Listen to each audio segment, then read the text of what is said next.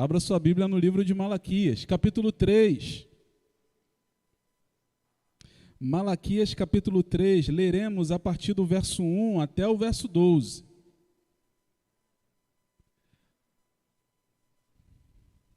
Malaquias, capítulo 3, a partir do versículo 1.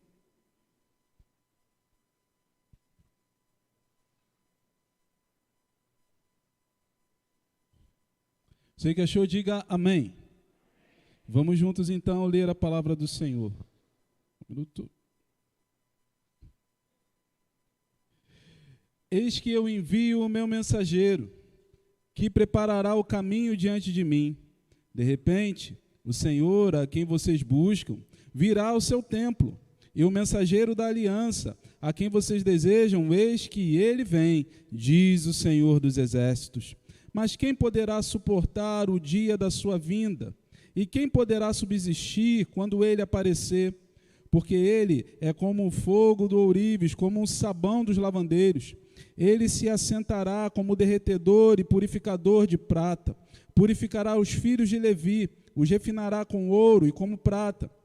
Eles trarão ao Senhor ofertas justas. Então a oferta de Judá e de Jerusalém será agradável ao Senhor, como nos dias da antiguidade, como nos primeiros anos. Virei até vocês para juízo. Terei pressa em testemunhar contra os feiticeiros, contra os adúlteros, contra os que juram falsamente, contra os que oprimem os trabalhadores, as viúvas e os órfãos, torcem o direito dos estrangeiros e não me temem, diz o Senhor dos exércitos, porque eu, o Senhor, não mudo. Por isso, vocês, filhos de Jacó, não foram destruídos. Desde os dias dos seus pais, vocês se afastaram dos meus estatutos e não os guardaram. Voltem para mim, e eu voltarei para vocês, diz o Senhor dos exércitos. Mas vocês perguntam, como havemos de voltar? Será que alguém pode roubar a Deus? Mas vocês estão me roubando e ainda perguntam, em que te roubamos?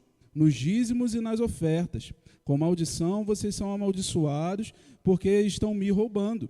Vocês, a nação toda, tragam todos os dízimos à casa do tesouro, para que haja mantimento na minha casa. Ponham-me à prova nisso, diz o Senhor dos exércitos, se eu não lhes abrir as janelas dos céus e não derramar sobre vocês a bênção sem medida. Por causa de vocês, repreenderei o devorador para que não consuma os produtos da terra e não deixarei que as suas videiras nos campos fiquem sem frutos, diz o Senhor dos exércitos. Todas as nações dirão que vocês são felizes, porque vocês serão uma terra de delícias, diz o Senhor dos exércitos. Amém. Vamos orar? Senhor, muito obrigado pela Tua palavra, tão poderosa, tão viva, tão eficaz. Ó Deus, que fala aos nossos corações de forma retumbante. Senhor, que mais uma vez ela possa ser aplicada às nossas vidas pelo poder do Teu Espírito Santo. Senhor, quem sou eu? Mas, ó Deus, eu sei que a palavra é Tua e que o Senhor é o Todo-Poderoso e que o Teu Espírito está nesse lugar. E pela presença do Teu Espírito nesse lugar, eu creio que o Senhor falará de forma poderosa ao Seu povo, assim como tem falado ao meu coração. Senhor, muda as nossas vidas mediante a exposição da Tua palavra. Essa é a nossa oração, a fazemos em nome de Jesus. Amém. Irmãos, o livro de Malaquias, como temos falado, é um livro em que o Senhor chama o seu povo a uma disciplina. Mas o texto de hoje fica muito claro para nós que essa disciplina que é proposta por Deus não é apenas uma disciplina como quem se vinga, ou não é uma disciplina para destruir a vida de outras pessoas, mas pelo contrário, é a disciplina para ensinar, é a disciplina para atrair. Tanto que o Deus que disciplina é o Deus que prepara a solução. O Deus que chama a atenção prometendo as bênçãos por causa da obediência. Então precisamos estar atentos, porque muitas vezes a nossa sociedade tenta dizer para nós, ou tenta pintar a imagem do nosso Deus como um Deus mau, como um Deus punitivo, como um Deus egoísta, mas de fato não é isso o que a Bíblia Sagrada nos ensina. Mas de fato o Senhor nos disciplina. Ontem eu conversava com uma mãe e falávamos sobre a criação de filhos. Então ela começou a compartilhar da forma como ela foi criada por sua mãe. E ela dizia assim para mim: Adriano, hoje em dia a disciplina está frouxa. Hoje em dia os pais não disciplinam os filhos como antigamente. Eles não entendem que precisam corrigir seus filhos porque senão o mundo os corrigirá no futuro. E a minha mãe, ela dizia, minha mãe me corrigia, minha mãe me disciplinava, minha mãe era dura às vezes na disciplina. Enquanto ela falava, me fez lembrar do pastor lá da igreja de Guarapari, pastor Rafael Abdala, que disse que a mãe do pastor Rafael, na sua casa, era responsável pela vara da infância. E entendam, a vara da infância não é aquele departamento da justiça, mas é de fato uma vara da infância. Vocês não entenderam? Talvez a mãe de algum de vocês também tenha sido em algum momento responsável pela vara da infância na sua casa. E você já tenha sofrido sanções desse departamento, desse ministério específico. Mas ela dizia algo que era interessante, ela dizia, olha, quando a minha mãe me dizia, quando minha mãe falava assim, você vai apanhar. Eu começava a correr, minha mãe dizia, não corra, mas eu corria assim mesmo. Minha mãe pegava o chinelo, ela dizia, e ela lançava o chinelo. Eu podia estar atrás da parede, parecia que aquele chinelo tinha superpoderes. Ele dava a volta e me acertava. Eu não sei quantos de vocês já vivenciaram essa experiência do chinelo voador que está direcionado. Parece que as mães tinham treinamento de sniper no passado e elas conseguiam acertar seus filhos independente da distância. Mas eu quero dizer para vocês que ainda as mães que corrigiam dessa forma no passado, a sua consciência ou o seu pensamento não era um pensamento de destruição, mas era essa forma como elas entendiam que trariam seus filhos para a educação, que trariam seus filhos para serem pessoas de bem, cidadãos de bem e contribuir de forma positiva na sociedade. É claro que nos nossos dias, diversos de argumentos diferentes desses já nos são apresentados e nós precisamos colocar em prática, entendendo que a educação é algo integrado, é algo em que os professores colaboram, em que os tios colaboram, em que os avós colaboram, mas a responsabilidade principal continua sendo dos pais. A responsabilidade da educação do meu filho, da minha filha, não é do Ministério Infantil da igreja. O Ministério Infantil da igreja pode me apoiar e me ajudar, mas a responsabilidade é dos pais. A responsabilidade da educação do meu adolescente, da minha adolescente, não é do Ministério de Juventude da igreja, é dos pais. O Ministério de Juventude da igreja continua me apoiando e faz isso por amor, por vocação, mas a responsabilidade é dos pais, eles não podem se isentar disso. E como um bom pai, Deus não se isenta da sua responsabilidade. E talvez Deus tenha pego o seu chinelo voador e tenha mirado em Israel, e enquanto Israel tentava fugir, o Senhor chamava. Mas o chinelo não é uma boa figura de linguagem para esse tempo, e sim o cajado. Porque o chinelo ele é aquele que acerta a pessoa à distância, mas o cajado de Deus é aquele que é estendido até a ovelha, é colocado na ovelha e puxa a ovelha de volta para perto de si.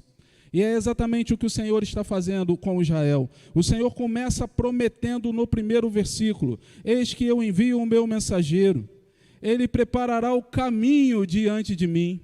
Você que é crente há muito tempo, você que lê a Bíblia há muito tempo, você sabe que Deus poderia estar falando sim do profeta Malaquias.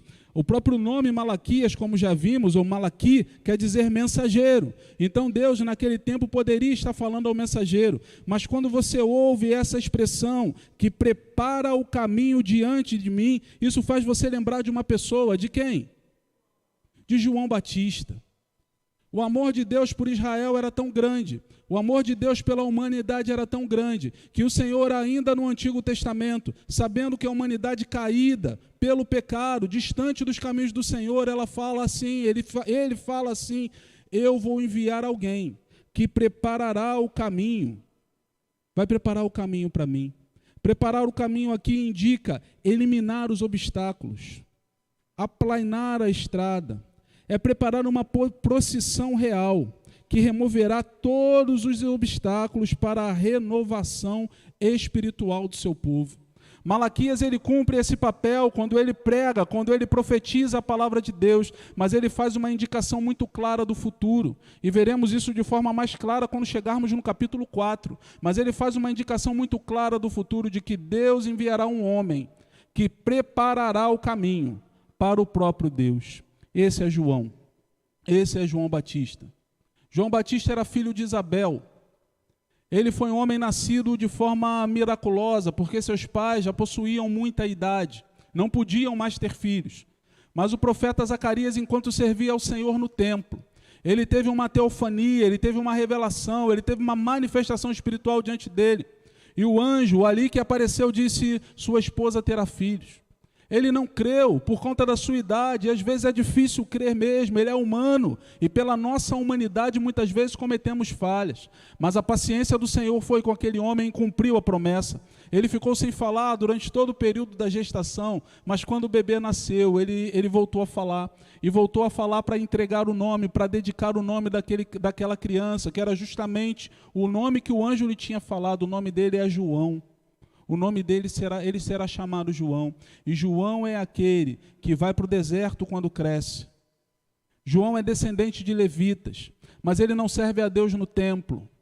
João possivelmente é descendente de sacerdote, porque seu pai havia ido ao templo para oferecer sacrifício.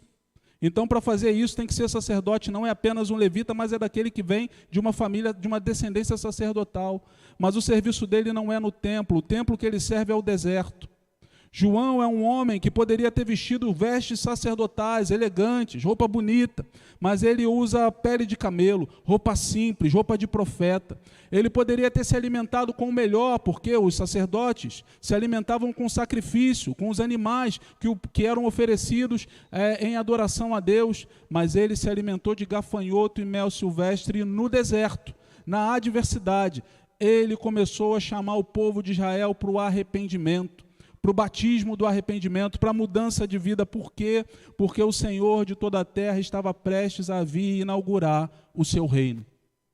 João cumpriu a sua missão, João cumpriu o seu papel, e assim também o Senhor me chama e chama você, para que como Malaquí, como profeta, que nós, no nosso dia a dia, na nossa estrada, no nosso prédio, condomínio, vizinhança, trabalho, faculdade, ambiente, seja ele qual for, em que somos inseridos, preparemos o caminho do Senhor, aplainemos a terra com o nosso bom testemunho, aplainemos a terra com o nosso posicionamento correto pela justiça, aplainemos a terra com boas palavras, aplainemos a terra para o quê? Para que quando o Senhor Jesus, ou para que quando falarmos do Senhor Jesus, o Senhor Jesus possa passar pela terra da nossa vida e alcançar a terra dos corações de outras pessoas. O texto no versículo 1 ainda vai dizer que o Senhor enviará aquele que é esperado pelas nações. E quem é esse? Quem é o esperado pelas nações, o desejado das nações? Ainda que no Antigo Testamento, o texto aponta claramente para a vinda do nosso Senhor e Salvador Jesus Cristo, aquele que redimiria toda a humanidade do seu pecado. E que coisa maravilhosa, irmãos, porque eu e você herdamos o pecado de Adão. Pastor, eu não pequei. Pecou, mas você pode dizer, eu não cometi o pecado original, quem cometeu foi Adão. Por que, então, eu sou influenciado, eu sou condenado pelo pecado original, pelo pecado de Adão? É simples. Você pode não ter ajuntado uma grande quantidade de dinheiro, mas se o teu parente o fez, e quando ele morre, ele te dá uma herança. Aquilo fica para você como herança. E ainda que não tenha sido você que tenha juntado essa grande quantidade de dinheiro, você recebe como herança. Alguns de vocês talvez tenham ido alguma vez ao médico, cardiologista, muito cedo. E o cardiologista pode ter dito, você está com pressão alta, hipertenso. E você pode ter dito para o cardiologista, mas doutor, eu nunca fiz nada para ter hipertensão. O cardiologista pode ter dito a você, olha, você recebeu essa hipertensão por herança. É genético, veio dos seus pais. Eu me lembro que certa vez, quando brigávamos muito, quando falávamos muito do aumento de combustível no Brasil, isso era uma discussão muito forte, já foi diversas vezes em diversos governos, mas nós sofríamos na bomba o combustível que era aumentado constantemente. E eu pensei comigo assim, eu estou tendo que pagar, nós temos que pagar um combustível um pouco mais alto, mas não fomos nós que tomamos decisões administrativas no Brasil. Quem tomou a decisão foi o ministro da Fazenda, aqueles que são responsáveis por tomarem essas decisões. Mas ainda que as decisões sejam tomadas por eles, nós sofremos aqui embaixo a consequência das decisões que eles tomaram lá em cima. Então, nós não sofremos nas nossas vidas apenas a consequência daquilo que nós fazemos, ou das nossas atitudes. Nós recebemos heranças. Algumas heranças são benditas, como a quantidade de dinheiro. Outras não são tão benditas assim. Elas, na verdade, nos trazem mal, e uma dessas é o pecado, que alcançou as nossas vidas, os nossos corações. Mas Deus, em sua graça, misericórdia, tão bondoso, Jesus, o Filho de Deus, que é o próprio Deus, assim como a palavra de Deus nos diz detalhadamente em Filipenses capítulo 2, ele se esvaziou da sua própria glória, tomou forma de servo, se fez como um ser humano, aquele que nunca cometeu pecado, aquele que na sua essência o pecado não pode habitar, mas ele se colocou como sacrifício substitutivo no meu e no seu lugar. Jesus me substituiu, Jesus te substituiu. Se eu e você morrêssemos naquela cruz do Calvário, seríamos apenas um pecador morrendo pelos seus próprios pecados. Não teria efeito nenhum. Mas quando Jesus vai à cruz do Calvário para morrer pelos nossos pecados, é o justo morrendo pelo injusto, é o perfeito morrendo pelo imperfeito, é o Deus de amor, de toda a glória, Criador de todas as coisas, morrendo por pessoas que pecaram contra Ele. Talvez eu e você colocássemos a nossa vida diante do altar do Senhor para morrer pelo nosso cônjuge. Eu acho que de forma tranquila, eu morreria pela minha esposa, eu morreria pelos meus filhos. Sempre dói, tranquilo assim, entre aspas, mas eu me daria voluntariamente. Mas você imagina aquela pessoa, quem aqui vê jornal? Você imagina aquelas pessoas que fazem guerra no mundo inteiro, e aquela que você entende que faz guerra para o mal, que é o causador da guerra. Você morreria por essa pessoa? Você morreria por alguém que invade um país e sequestra pessoas desse país? Você morreria por alguém que manda bombardear o lugar onde existem inocentes e esses inocentes morrem? Você morreria por alguém que trafica dentro da cidade, dentro do Brasil? Você morreria por alguém que furta carros? Você morreria por essas pessoas? Pois bem, o nosso Senhor e Salvador, o Deus de todo o universo, o Senhor de toda a glória, aquele que existia quando nada existia, aquele que disse o haja, e tudo passou a existir a partir desse momento, ele veio e entregou a sua vida na cruz do Calvário para reconciliar toda a humanidade caída e perdida com Deus. Então, quando nós olhamos o texto sagrado e possamos imaginar que esse texto está trazendo um Deus mau, um Deus disciplinador, um Deus que quer o mal do seu povo, quer destruir o seu povo, quando nós olhamos com clareza e com calma as Escrituras, podemos ver que o Senhor, na verdade, é aquele que ama o seu povo e que pagou o preço para que esse povo fosse reconciliado com Ele. Eu não sei como você entrou aqui nessa manhã, eu não sei como está o seu coração nessa manhã, mas eu quero te dizer uma coisa: o Senhor te ama. Jesus, Ele entregou a vida na cruz do Calvário por você. O Senhor, Ele se entregou para que você pudesse ser reconciliado com Cristo, com Deus, e hoje você precisa tomar uma decisão, porque se hoje ouvires a voz do Senhor teu Deus, não endureçais o vosso coração. Pastor, eu estou na igreja há muitos anos. Ou pastor, eu entrei aqui hoje pela primeira vez. Não tem problema. Eu não sei qual é o seu tempo na história, mas o Senhor sabe. E Ele é quem olha para você nessa manhã e diz: olha, é tempo de arrependimento, é tempo de mudança de vida, porque a minha parte eu fiz para te reconciliar e fiz por amor, fiz porque te amo. Assim também nós devemos viver para a glória do nosso Deus. Mas nós entendemos, e o profeta Malaquias ele vai usar 3 palavras-chave a partir do versículo 2, entre o versículo 2 e o versículo 5. Ele diz que o Senhor chama o seu povo. Ele chama o seu povo para juízo. O Senhor se utiliza do juízo para falar ao seu povo. Ele vai usar 3 palavrinhas: derreter, purificar e refinar. O Senhor, na verdade, está moldando aquele povo como quem molda aço, porque aquele povo não é um povo mole, não é um povo simples de se dar, é um povo duro. Então o Senhor está lidando com aquele povo como quem lida com aço, como quem lida com ferro, como quem lida com metal. Ah, irmãos, quantas vezes nós também endurecemos o nosso coração diante da presença do nosso Deus. Quantas vezes nós endurecemos as nossas vidas e dizemos: vai ser do meu jeito, vai ser da minha forma.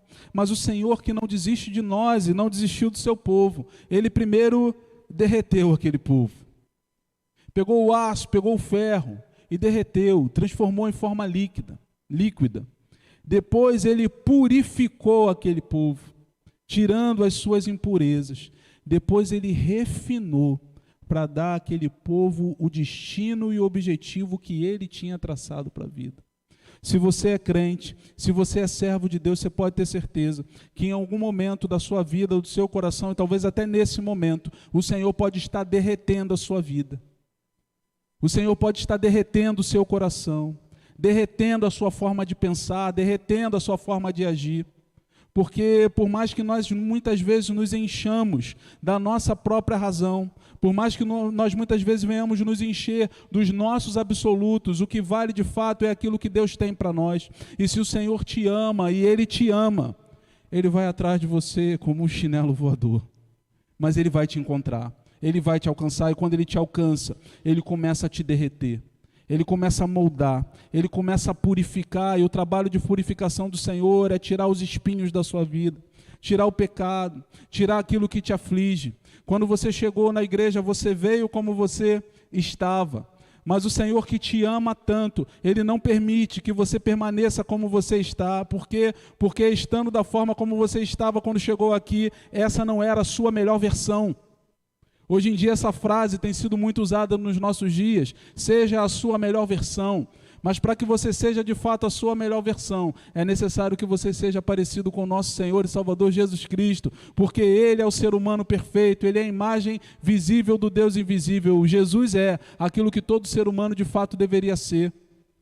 Nós, moldados, purificados por Jesus, seremos refinados por Ele, preparados por Ele para uma obra específica, para uma ação específica. Então o Senhor, quando Ele vem com juízo sobre a igreja, quando o Senhor vem com provação sobre a nossa vida, quando o Senhor vem trabalhando, e muitas vezes nós achamos que a mão do Senhor está pesando sobre nós, mas na verdade o que nós precisamos entender é que o Senhor está nos moldando, nos purificando, nos preparando para que nós possamos viver um relacionamento pleno, abundante em sua presença.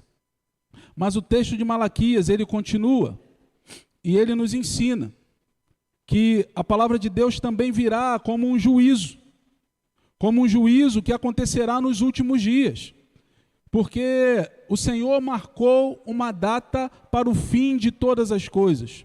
O Senhor marcou uma data para o fim da injustiça e da maldade, e nós chamamos de dia do juízo final, quando todos irão comparecer diante do trono de Deus. É importante, meus irmãos, que nós lavemos as nossas vestes no sangue do Cordeiro, a cada dia, porque aquele que teve um encontro profundo com o Senhor, ele mantém as suas vestes limpas a cada dia. Podemos usar como exemplo alegórico momentos anteriores à última ceia, quando o Senhor Jesus, ele diz que vai lavar os pés dos seus discípulos, e o apóstolo Pedro se levanta e diz: não pode lavar meu pé, porque aquele papel era um papel de escravo, não era um papel de mestre. Pedro reconhecia Jesus como sendo mestre, mas Jesus disse a Pedro: não, se eu não lavar seu pé, você não tem parte comigo. Então Pedro disse: então me lava o corpo todo. Jesus respondeu: o corpo já está purificado. Eu já estou com vocês, o corpo está purificado. Podemos pensar nessa analogia e entender que quando de fato você entregou a sua vida a Jesus como seu único e suficiente Salvador, seu corpo está purificado, seu corpo está lavado, você é selado com o Espírito da promessa. Porém, na caminhada da vida, nos desertos da vida, nós sujamos os nossos pés. E por isso, 1 João diz que nós devemos confessar os nossos pecados diante de Deus. É a Bíblia que diz, não é o pastor. Aquele que diz que não tem pecado é mentiroso. É 1 João que diz, não é o pastor, mas a Bíblia diz, 1 João, que se confessarmos os nossos pecados, Ele é fiel e justo para nos perdoar os pecados e nos purificar de toda a injustiça. Então sabemos que quando o crente confessa os seus pecados, os seus pés são limpos e ele pode continuar caminhando em santidade na presença de Deus. O cativeiro de Israel serviu para purificar. A provação na vida do crente serve para aperfeiçoá-lo, para que ele venha se livrar do mal. Mas sobre os ímpios, ela traz destruição. Ela traz destruição. Ela traz condenação e condenação eterna. Pastor, está falando de inferno? Sim, irmãos. O inferno é uma realidade espiritual. O inferno, ele é real. O inferno, de fato, ele é explicado nas Escrituras Sagradas. É o Senhor Jesus que fala sobre o inferno. E ele diz que nós não fomos feitos para o inferno. Você e eu não fomos feitos para o inferno. O inferno foi feito para o diabo e seus anjos. Não foi feito para nós. Mas nós que optamos por ouvir a voz do diabo através do nosso pai Adão e renovamos essa ação quando cometemos pecado, estamos debaixo da mesma condenação. Mas o que Deus fez? Enviou Jesus abrindo a porta dos céus para que possamos ser reconciliados com Ele.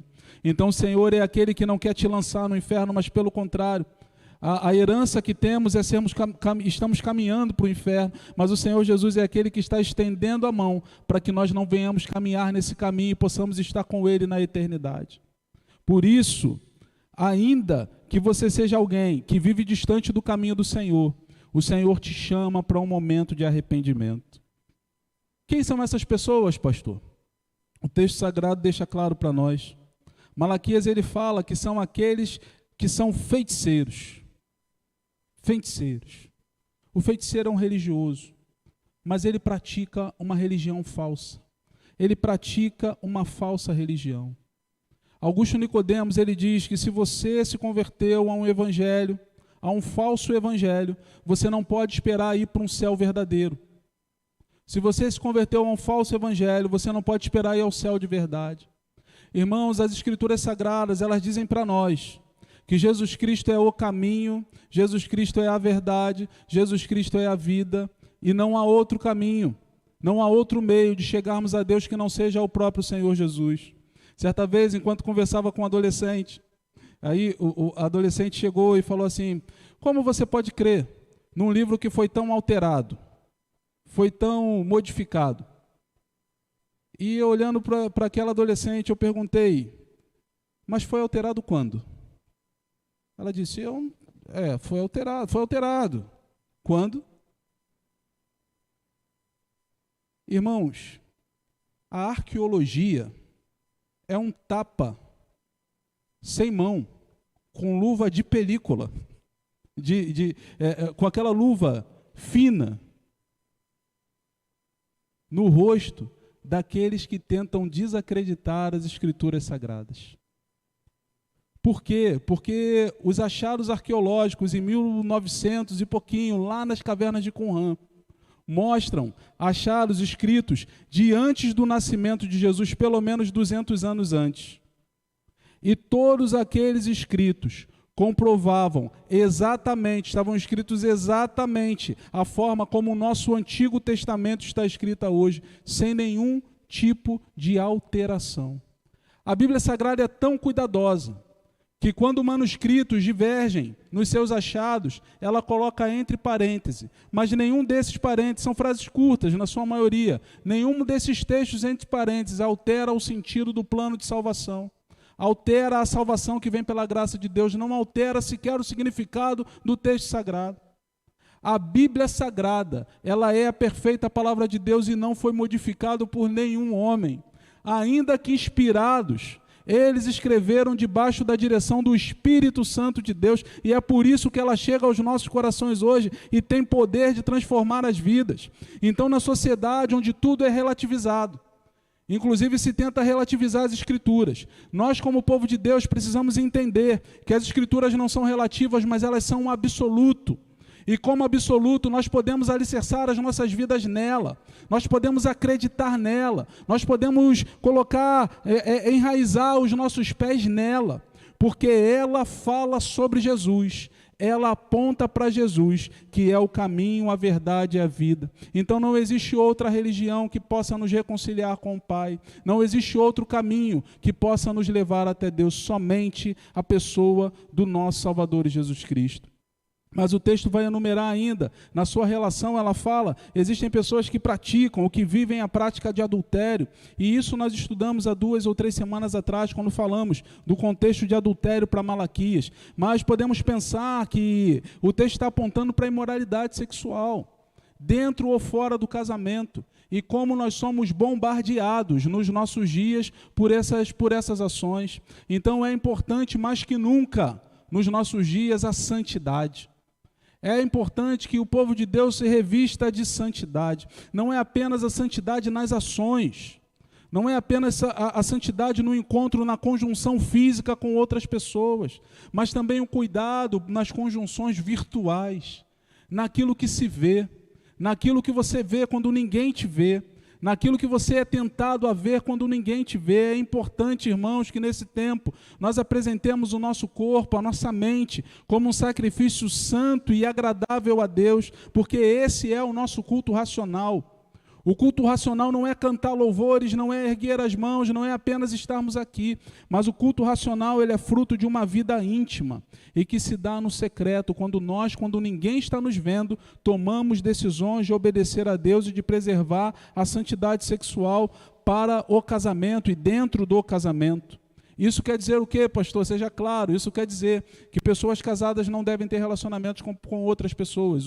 A relação sexual foi feita para o casamento e que o sexo ele foi criado para o casamento. Então a Bíblia Sagrada entende que solteiros não devem ter relacionamento íntimo, mas esses relacionamentos eles precisam acontecer dentro do casamento. E no casamento eles de fato devem acontecer, porque o apóstolo Paulo diz que o casal precisa estar junto. E se não estiver, Satanás poderá achar ocasião contra eles, ainda que seja para oração. Paulo diz, separe-se por um pouco de tempo e estejam juntos, porque existe uma união que foi preparada por Deus na eternidade, e o exemplo, a exemplificação dessa união, o Senhor muitas vezes traz para nós, para dentro do casamento.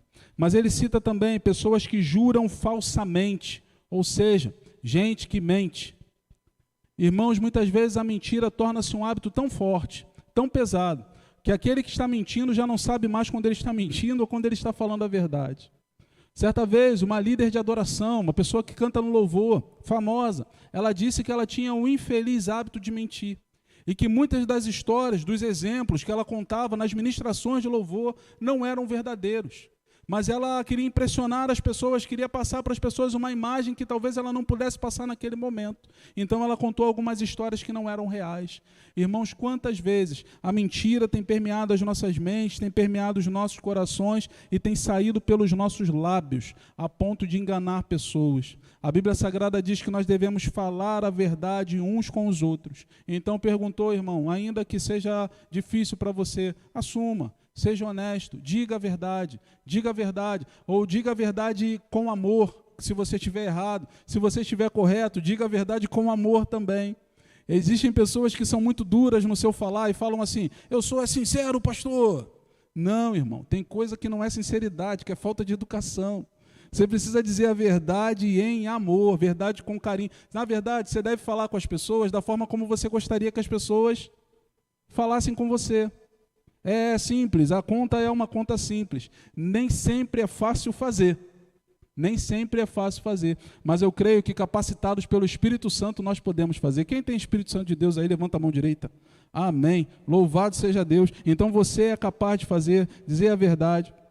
O texto continua falando de pessoas que oprimem trabalhadores. É a Bíblia. Não é o jornal dessa semana não, irmão. É a Bíblia. Pessoas que têm condições de contratar pessoas, que têm suas empresas, que têm seus negócios, mas ao invés de pagarem o justo salário, elas oprimem o trabalhador visando somente o lucro. Elas podem pagar um salário básico, mas elas decidem pagar o salário mínimo. Elas podem ajudar as pessoas, dando alguns benefícios, mas elas dizem, não, a lei me diz isso, então eu vou ficar na letra estrita, fria da lei. Qual é o mínimo que eu posso fazer? Então eu vou fazer o mínimo por essa pessoa.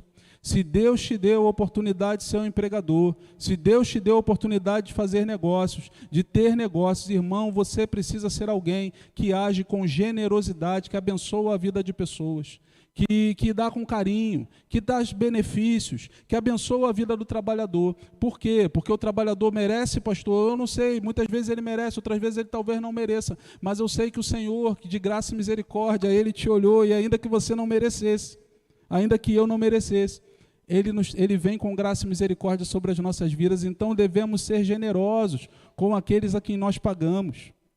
Irmãos, quando alguém entregar uma pizza na sua casa, dá uma gorjetinha, dá um dinheirinho extra. Um amigo meu recebeu uma encomenda de um entregador que veio entregar de bicicleta num dia de chuva. A encomenda que um amigo meu recebeu custava cerca de R$100, cento e poucos reais. Família grande come mais, né? E aí ele foi lá, pegou o entregador e perguntou para aquele entregador de bicicleta, perguntou assim para ele, quanto você está recebendo para me entregar essa encomenda? O entregador disse R$2. R$2. O amigo que já tinha gasto cento e poucos reais, quase 150 aproximadamente, pegou mais R$50 do bolso e falou assim, toma aqui R$50. E o rapaz não entendeu, falou assim, não, toma aqui R$50, que Jesus te abençoe. Vá em paz. Irmãos, tem tanta gente trabalhando, sofrendo no Brasil. Tem tanta gente trabalhando e eu e você podemos abençoar a vida de outras pessoas e às vezes deixamos de abençoar. Abençoe. Seja generoso com aqueles que estão ao seu redor. A generosidade abre porta para que nós preguemos o Evangelho. Eu lembro de um carnaval em que chegava no Grumari.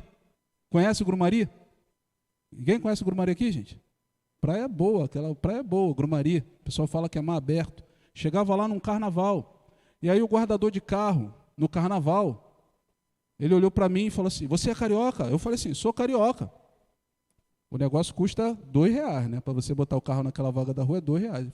Ah, então, como você é carioca, eu vou te dar um desconto. Vou cobrar R$10 de você.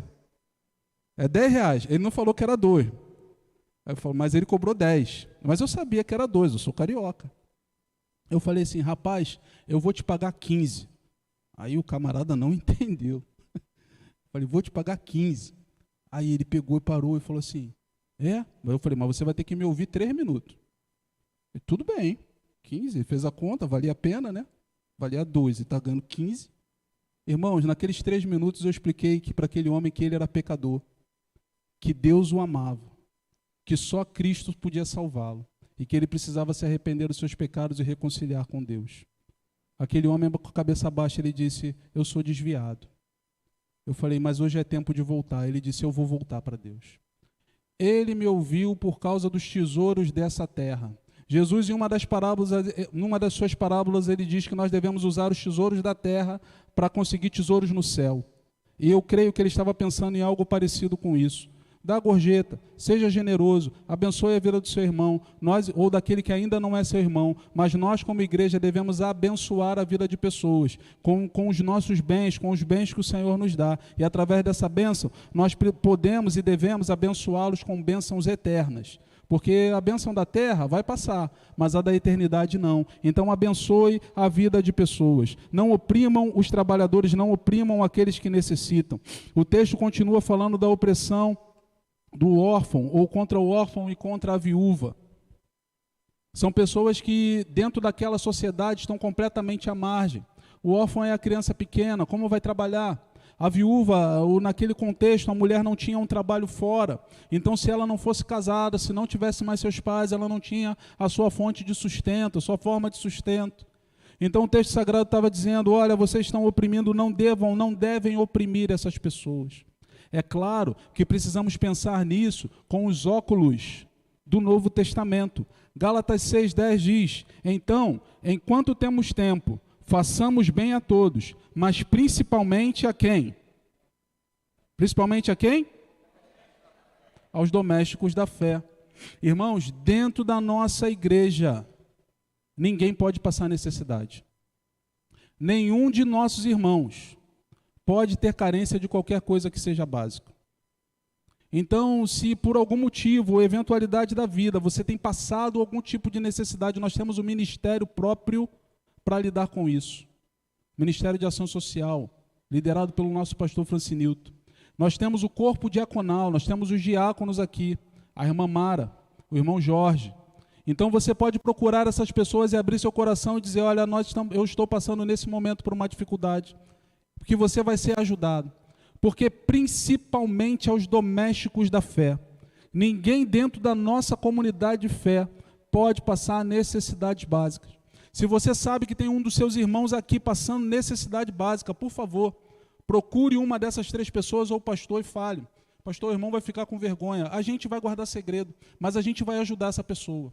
Porque na nossa igreja ninguém pode passar problemas assim. Principalmente o doméstico da fé. Agora o texto sagrado continua, ou Paulo, ele também vai dizer em Timóteo, capítulo 5, versículo 3 e 4. Paulo falando para o seu discípulo, Timóteo, ele diz o seguinte, honra as viúvas, que verdadeiramente são viúvas. Mas, se alguma viúva tiver filhos ou netos, aprendam primeiro a exercer a piedade para com os da sua própria família e a recompensar os seus pais, porque isso é bom e agradável diante de Deus. O que Paulo está dizendo aqui para o seu discípulo Timóteo? Está dizendo que na igreja é assim que funciona. Se existe uma pessoa passando necessidade, é a igreja que tem que acudir. Mas se essas pessoas que estão passando necessidade na igreja, elas têm parentes crentes que têm condição financeira, então é responsabilidade do parente suprir a necessidade, não da igreja. Paulo está dizendo aqui para Timóteo que essa é a verdadeira fé. Ah, pastor, ele está passando necessidade, mas tem um parente na igreja, tem um filho, tem um tio, tem um sobrinho, então é responsabilidade do parente. O pastor está inventando isso? Estou não, gente. Estou não, acabei de ler aqui para vocês, 1 Timóteo 5, versículo 3 e versículo 4. Nós precisamos ter responsabilidade com aqueles que estão ao nosso redor. Às vezes o pai, às vezes a mãe, criaram você, me criaram a vida toda. E justamente no momento de maior fragilidade que eles têm na vida, eles são abandonados e deixados de lado. Não podemos fazer isso. Precisamos cuidar. De um jeito ou de outro, nós precisamos nos unir e cuidar e amparar essas pessoas. E eu queria que você pensasse que por mais que você seja jovem, bonitão, fortão, o pastor de uma igreja lá na Zona Oeste falou, hoje em dia, você pode tirar 20 anos de cada um. Então, se você tem 80, na verdade você tem 60. Se você tem 60, na verdade você tem 40. Eu, por exemplo, devo estar com uns 5 ou 6 anos. Vocês não acharam graça, né? Ok. Aí você tira 20 anos de cada um. Tira 20 anos, porque a gente está vivendo com muita qualidade de vida. Mas ainda que você não tenha alcançado um estágio físico, em que você precise da ajuda de outras pessoas, irmão, é possível que você chegue a esse momento. E como seria importante você, nesse tempo em que você pode semear coisas boas, porque a Bíblia diz que quem semeia vai colher. E aquilo que você semear, aquilo que você plantar, é isso que você vai colher. Plante coisas boas, plante cuidado na vida daqueles que você precisa honrar. Mas a Bíblia também diz que há outras duas categorias de pessoas que entrarão no juízo. São os que torcem o direito dos estrangeiros. Nosso país, pessoas foram levadas à delegacia. Pessoas estrangeiras vieram de Peru, Venezuela, e foram aqui trabalhando como escravos para brasileiros. Eles foram levados para a delegacia e denunciaram esses maus tratos. Nós precisamos tratar bem os estrangeiros, por quê? Porque entendemos que somos estrangeiros nessa terra também. A nossa junta de missões mundiais, a nossa Convenção Batista, ela tem um lugar chamado Vila Minha Pátria, e ali ela recebeu diversos refugiados dos conflitos do Oriente Médio. E pasmem, eles não pegam essas pessoas e começam direto a pregar Jesus para eles, não. Eles tratam bem essas pessoas e cuidam das suas necessidades. E eles vão abrindo os espaços para que eles possam explanar a palavra de Deus, para que possam pregar o Evangelho. Primeiro, eles dominam o coração, alcançam o coração, para depois de alcançarem o coração, eles fazem com que Jesus chegue até esses corações. Devemos tratar bem os estrangeiros. E o último nome que ele cita é os que temem ao Senhor, os que não temem ao Senhor. O teólogo R.C. Sproul, ele faz duas citações interessantes sobre aqueles que não temem ao Senhor, negando a sua própria existência. Ele diz: ateus afirmam que o nada criou tudo, o que é uma impossibilidade lógica. Nada não pode fazer nada. As pessoas afirmam que tudo que existe a partir do nada, mas isso vai contra qualquer lei da própria ciência.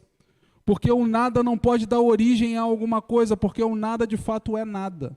Então, se existe tudo criado, é porque existe um Deus que criou todas as coisas. Dizer que Deus não existe, ou que Deus não é um criador, é a mesma coisa que olhar para um prédio, para um arranha-céu muito alto, e dizer que não existe engenheiro nem pedreiro. Olha, eu não acredito no engenheiro, eu não acredito no pedreiro, mas e o arranha-céu ali na sua frente? Ah, ele veio do nada, ele veio de uma explosão, com elevador certinho, com escada, carpete, porque o mundo é mais que isso, gente. O mundo ele é autossustentável com a vida. Algo que acontece na Amazônia influencia a vida lá no Japão. É perfeito. Aí veio do nada. A R.C. Sproul fala muito bem.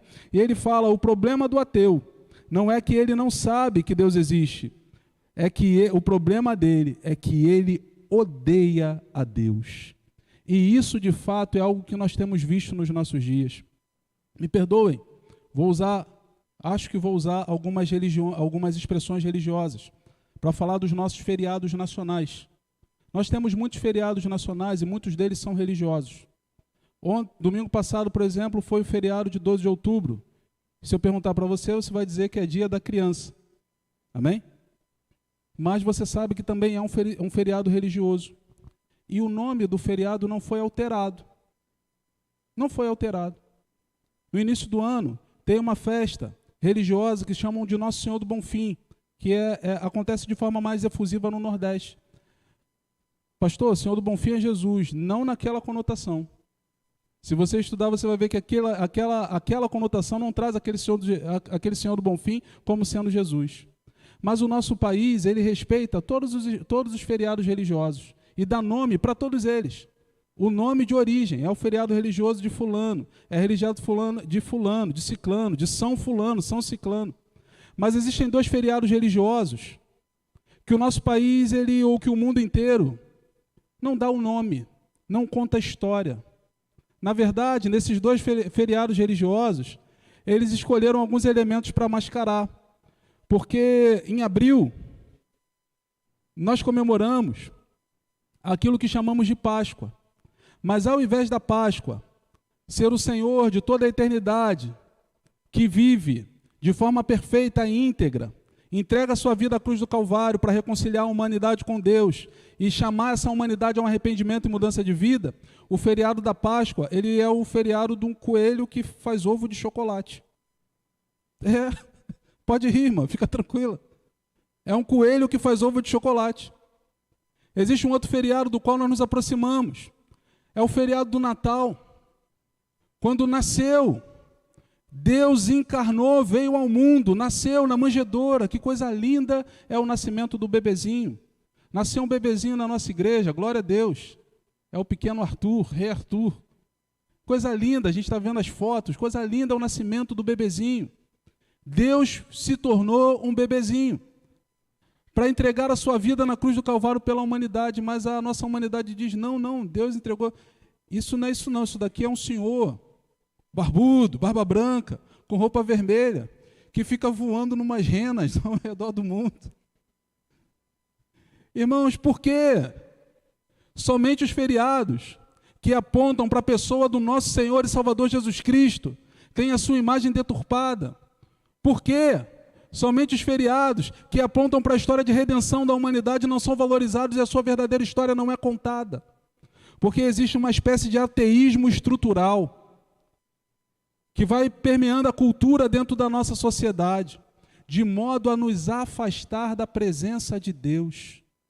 Irmãos, o mundo tenta tirar tudo aquilo que é religioso, tudo aquilo que tem a ver com a verdadeira fé no nosso Senhor e Salvador Jesus Cristo, e nos levar para o quanto mais longe possível da reflexão de que existe um Salvador que veio para nos reconciliar com o Pai, perdoando os nossos pecados e nos levar para a vida eterna, para a eternidade com Deus. Nós não devemos deixar que isso tome conta das nossas vidas e dos nossos corações, mas devemos nos manter firmes dentro da vontade de Deus. Eu vou encerrar o sermão por aqui. Vou encerrar essa parte por aqui, embora tenha lido os outros versículos, deixarei os versículos para a próxima oportunidade. Mas eu quero dizer para você que as Escrituras Sagradas, elas são um chamado de Deus. O texto de Malaquias é um chamado de Deus para o seu povo, para a conformidade, para a mudança de vida, para o arrependimento, para uma vida essencialmente vivida na presença de Deus. Que quando o juízo alcança o coração dos servos de Deus, ele tem um objetivo, não é o objetivo de punir, mas é o objetivo de lapidar, de preparar, de melhorar, para que eu e você possamos ter uma vida melhor com Deus. Mas quando ele alcança aqueles que em rebeldia permanecem contrários à vontade de Deus, ele é um juízo de condenação, porque o céu existe, a vida após a morte existe, e ela será definida por céu ou por inferno, e é por isso que eu e você precisamos andar pelo caminho que é Jesus. Aliás, o caminho, a verdade e a vida, e quem não for por ele não chegará ao Pai. Pastor, você é dono da verdade? Não, eu não sou dono da verdade, mas a verdade é minha dona, ou na verdade a verdade é o meu dono, e ele deve ser o dono da sua vida também. A verdade é Jesus, e é por Jesus que nós caminhamos, é por Jesus que Deus é pregado nessa terra, é por Jesus que nós vivemos a vida como ela de fato deve ser vivida. Que Deus abençoe sua vida nessa manhã, que Deus complete a sua palavra em seu coração.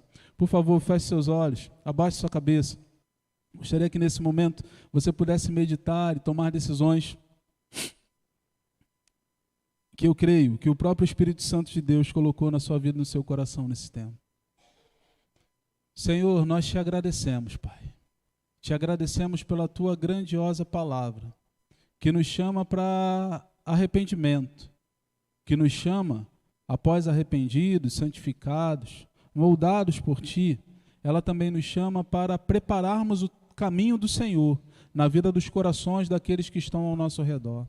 Ela nos chama para vivermos uma vida pura, uma vida de santidade, uma vida separada do mundo, e como muitas vezes isso é difícil, Senhor, mas eu creio que na capacitação do Teu Espírito Santo que foi derramado sobre cada servo, cada serva Tua, que estão aqui presentes, ó Deus, o Senhor, ó Deus, nos encherá de modo que possamos viver, de forma que em tudo glorifiquemos o Teu santo nome. Fica conosco, Senhor, nos dá esse domingo na Tua presença, esse domingo de comunhão com as nossas famílias. Visita, Senhor, aqueles que carecem da Tua graça e misericórdia, por questões de enfermidade, questões de saúde. Ó Deus, abençoa o Teu povo, aonde quer que eles estejam, que a Tua graça e misericórdia venha alcançá-los e tocá-los, ó Deus, nos seus lugares de enfermidade nessa hora, ainda que seja na própria mente. Cura, Senhor. Traz restauração, traz vida plena e vida completa. Abençoa, Senhor Deus, a Tua igreja. Em nome do Senhor Jesus nós oramos e agradecemos. Amém.